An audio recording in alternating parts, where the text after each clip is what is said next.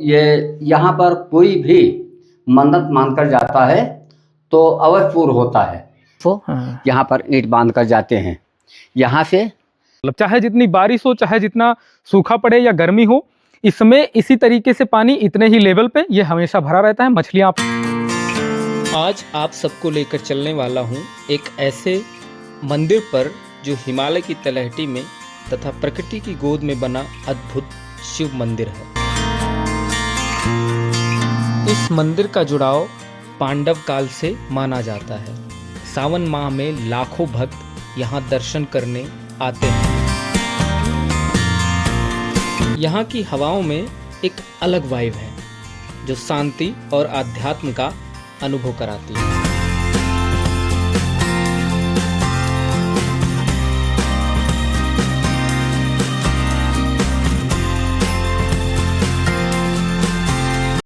तो राम राम, नमस्कार, सत श्री अकाल दोस्तों, कैसे हैं आप सब। टाइटल से आप सबको समझ में आ ही गया होगा कि आज हम कहाँ जाने वाले हैं।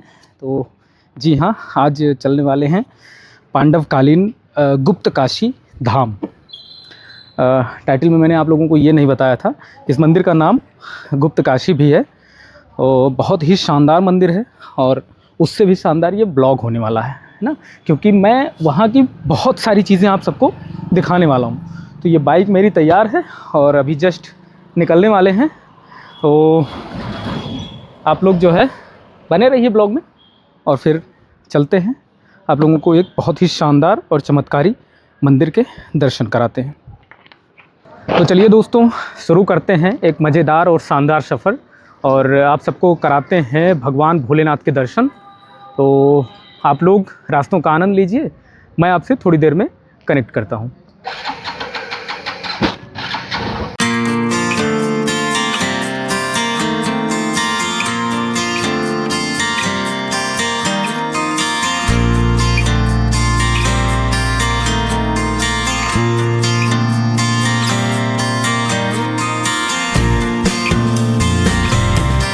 तो मित्रों, घर से थोड़ी ही दूरी पर आने पर, करीब 10-15 किलोमीटर आने पर एक कस्बा पड़ता है, मटियरिया नाम से है ना। तो यहाँ पे एक बहुत शानदार एक हनुमान जी का मंदिर है, मैं आपको दिखाता हूँ। चलते हैं, इस तरफ से तो रास्ता बंद है तो इस तरफ चलते हैं और दर्शन करते हैं। ये जो मंदिर है ये दो सड़क के बीच में पड़ता है, मतलब एक तरफ से तो इस तरफ से हम लोग आए हैं अभी, और एक ये इस तरफ मथुरा जाने वाला रोड है। तो इस रोड के दोनों तरफ के बीच में ये मंदिर पड़ता है। बहुत शानदार मंदिर है, देखने से ही आप लोगों को लग रहा होगा कि कितना बढ़िया शानदार ये मंदिर है। तो फिर चलते हैं, बजरंगबली भगवान जी के दर्शन करते हैं, आशीर्वाद प्राप्त करते हैं और फिर निकलते हैं अपने सफ़र पे। तो मित्रों, मंदिर पे मैं आया हूँ और मंदिर आप देख सकते हैं ताला लगा हुआ है। तो मुझे लग रहा है दोपहर का समय है, इस वजह से ताला लगा दिया गया है। कोई बात नहीं है, बाहर से ही हनुमान जी को प्रणाम करते हैं और निकलते हैं। जब चौधरी डी हम लोग पहुंचेंगे, एक कस्बा है, बहुत अच्छा शानदार कस्बा है, यहाँ से हमको घूमना है। तो वहाँ पे ये राजवीर सिंह क्रिकेट एकेडमी पड़ेगा, बहुत शानदार है। ये देखिए अंदर बहुत बड़ा फील्ड है, ग्राउंड बना हुआ है। तो यहाँ पे इस क्षेत्र के कई सारे बच्चे हैं जो अपना यहाँ पे क्रिकेट सीखने के लिए आते हैं। तो एक अच्छी अपॉर्चुनिटी है, अगर आप लोगों के परिवार में कोई क्रिकेट वगैरह सीखना चाहते हैं, बच्चे सीखना चाहते हैं, तो यहाँ पर आ सकते हैं। मैं जब भी इस साइड में आता हूँ, मंदिर पे जाता हूँ दर्शन करने के लिए, या इस साइड सिरसिया के साइड में कभी भी आता हूँ, तो इस पहाड़ी नाले पे मैं ज़रूर रुकता हूँ, स्पेशली बरसात के टाइम पे। बरसात के टाइम पे ये जो नाला है, आसपास का जो दृश्य है वो बहुत मतलब लुभावना हो जाता है, बहुत शानदार हो जाता है। One of the most favourite place में से इस तरफ अगर हम निकलते हैं तो वो मतलब मेरा सबसे फेवरेट स्थान होता है। रीज़न उसका ये है कि बरसात में जब आप आएंगे तो ये नाले का जो जलस्तर है ना, वो भी बढ़ चुका होगा और आसपास हरे भरे चीज़ें हो जाएंगी। तो ये सब चीज़ें बहुत शानदार लगती हैं देखने में। और मैं भी रिकमेंड करूँगा कि जब इस तरफ आप लोग आएँ तो इस नाले पे अपना थोड़ा सा कीमती समय ज़रूर दें, क्योंकि एक ख़ास बात यहाँ की और है, इस साइड में अब हम बलरामपुर डिस्ट्रिक्ट को लेफ़्ट कर चुके हैं, मतलब बलरामपुर डिस्ट्रिक्ट यहाँ से ख़त्म हो रहा है। और इस साइड अब हम जब चल रहे हैं तो ये चल रहे हैं श्रावस्ती डिस्ट्रिक्ट में। तो ये बहुत शानदार है, कभी भी यहाँ पे आइए तो थोड़ा सा समय ज़रूर बिताइए। तो थोड़ी देर ऐसे ही देखते हैं, प्राकृतिक सौंदर्य को निहारते हैं और फिर चलते हैं अपने गंतव्य पे, हमारा जो सफ़र है उसको पूरा करते हैं। जैसे जैसे हम मंदिर परिसर के नज़दीक पहुंच रहे थे, यहाँ के वातावरण बदलते नजर आ रहे थे। ऐसा प्रतीत हो रहा है कि यहाँ की हवाओं, पेड़ पौधों, फूल पत्तियों में हर हर महादेव और बोल बम की ध्वनि गूंज रही है। तो फाइनली हम मंदिर परिसर में पहुंच जाते हैं और यहीं से ताम्रपात्र लेकर मंदिर परिसर में ही खुली दुकानों से भांग, धतूरा और बेलपत्र, पुष्प आदि लेकर पैदल ही यहाँ पर बने एक सुंदर से जलकुंड की तरफ चल देते हैं जल भरने के लिए। तो मित्रों, ये है रास्ता जो कुंड की तरफ जाता है। अभी हम लोग इस तरफ से चल रहे हैं। देखिए, बहुत शानदार यहाँ का वातावरण है। आसपास का कई सारे पेड़ पौधे लगे हुए हैं, जंगल है प्योर, मतलब ये जंगल है। और ये देखिए, बच्चे भी कुछ श्रद्धालु हैं, उन्हीं के बच्चे होंगे, तो इस तरफ ये घूमने के लिए आए हैं।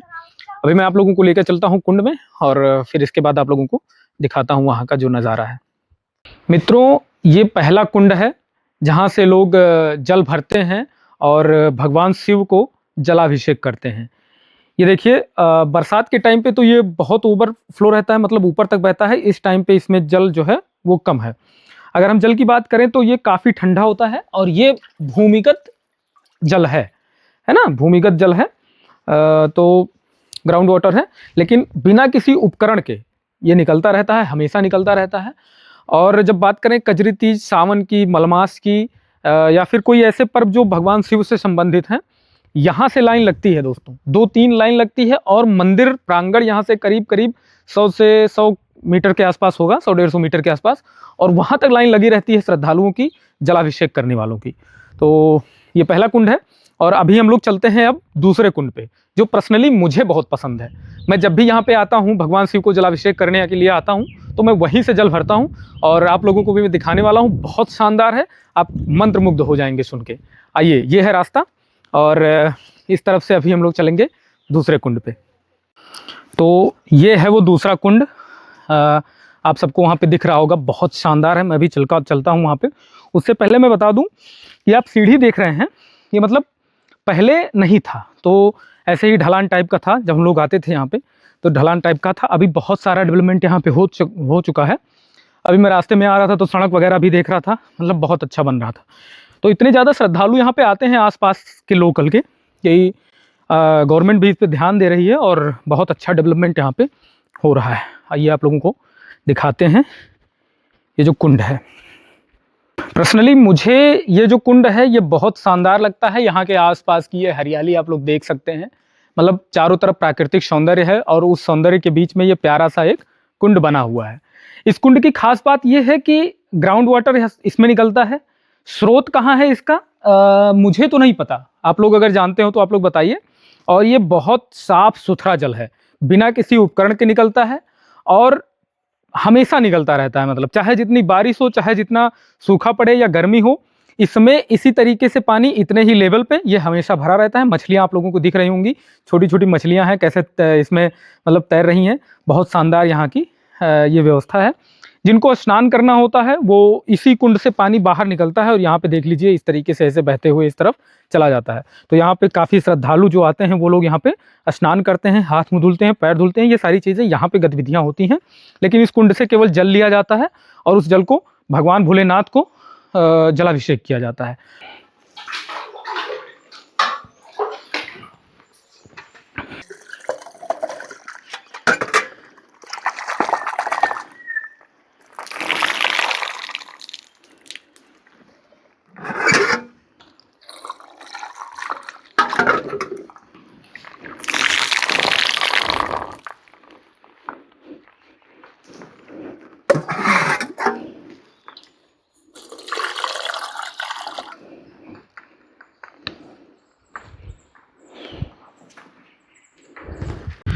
दोस्तों, ये मंदिर का जो मुख्य गेट है, मुख्य भवन है, गर्भगृह है, वो यही है। पांडवकालीन मंदिर है, बाबा विभूतिनाथ गुप्तकाशी धाम। अभी ये मंदिर का गेट जो है, मेन गेट, वो बंद किया गया है।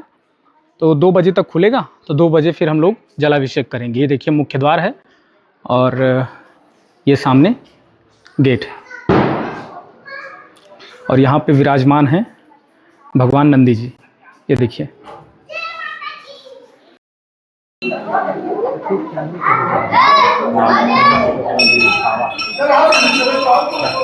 भोलेनाथ को भगवान गुप्त काशी धाम में जलाभिषेक करने के बाद अब हम लोग चलते हैं इसी परिसर में, इसी मंदिर के परिसर में ही पंचमुखी हनुमान जी का एक बहुत ही शानदार मंदिर है। तो अभी हम लोग वहाँ पे चलते हैं, दर्शन करते हैं और आप लोगों को भी दिखाते हैं। बहुत भव्य है, बहुत शानदार है। आप जब कभी भी यहाँ पे आइए तो पंचमुखी हनुमान जी के दर्शन जरूर कीजिए।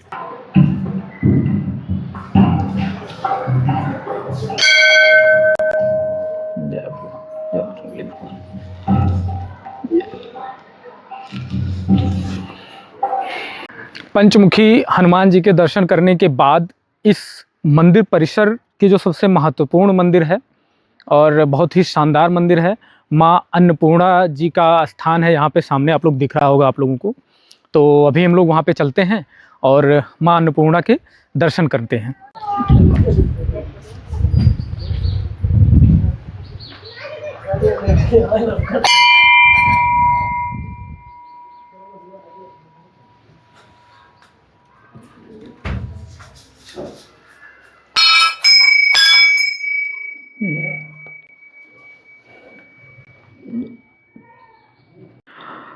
तो मित्रों, ये है माँ अन्नपूर्णा जी का दरबार है, बहुत शानदार। ये देखिए बाद में बनाया गया है और जस्ट उनके बगल में ये प्राचीन माँ अन्नपूर्णा का प्राचीन काल की माता जी है। अच्छा, पांडव कौरव के।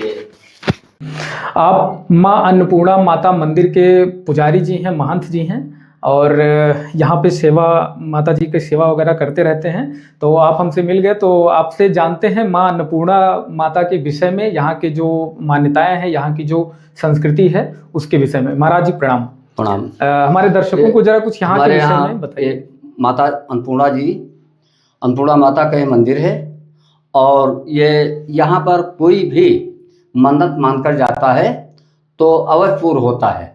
भले देर हो जाए लेकिन पूर्ण जरूर होता है मन्नत। चाहे कोई नौकरी है या चाकरी है या कोई कुछ में दुख में पड़ा हुआ है या कोई संतान नहीं है तो वो सब पूर्ण करती हैं माता जी। और ये आज की माता जी हैं, पांडव कौरव के दरमियान की माता जी हैं। ये मंदिर जो है ये माता जी का मतलब पांडवकालीन ये जो दीवार में छुपी हुई है और इन्हीं के वजह से, इन्हीं के यानी प्रताप से सब कुछ यहाँ से बेड़ा पार होता है। और हमारे यहाँ बाबा विभूतिनाथ में मशहूर यानी भोलेनाथ उस पांडव कौरव के दरमियान में यहाँ पर जो है तो ये पत्थर की चिरान होती थी और वो पत्थर जब चीरा गया तो उसी में जो है खून निकल आया, वहीं पर छोड़कर चले गए और पांडव कौरव ने उनकी स्थापना किया गया। पांडवों ने यहाँ पे स्थापना। और बाकी यहाँ से जो फतिया है, एक फतिया बोलती है, यहाँ फतिया में कोई विद्वान ये नहीं बता सकता है कि ये जल कहाँ से आ रहा है। अच्छा। वहीं से लोग लाकर जल यहाँ भोलेनाथ को चढ़ाते हैं, वही स्नान करते हैं, वहीं से जल लाकर चढ़ाते हैं। कोई विद्वान बता नहीं सकता है कि कहाँ से जल आ रहा है। ये 12 मास, चाहे गर्मी हो, चाहे जाड़ा हो, चाहे बरखा हो, उतना जल निकलता रहता है। और अब यही से और ये माता जी का जो मंदिर है इसकी स्थापना किसने की थी? जो ये मंदिर जो बना हुआ है यहाँ पे माता जी का, तो ये स्थापना किसने की थी? वो पांडव कालीन के आसपास।